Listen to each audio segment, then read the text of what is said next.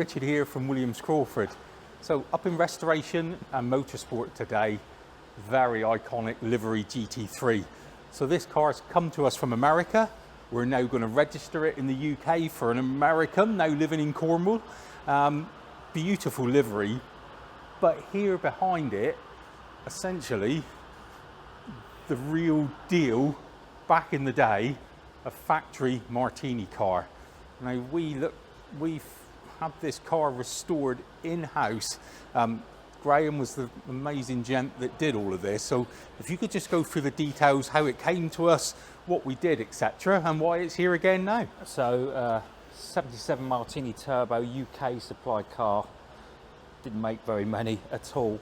This car came to us essentially, it had been lying in the garden for 20 years and it was in a real mess. And we completely took the whole thing apart, did the body work. Every last bit's been gone through, replaced, restored.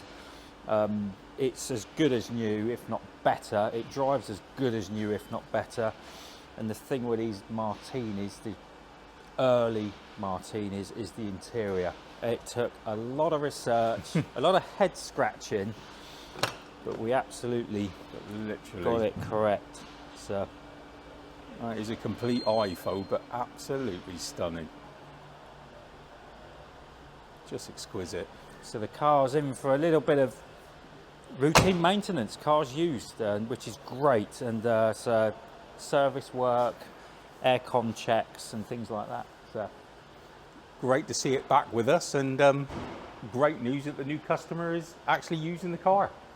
Thank you very much for watching. Cheers.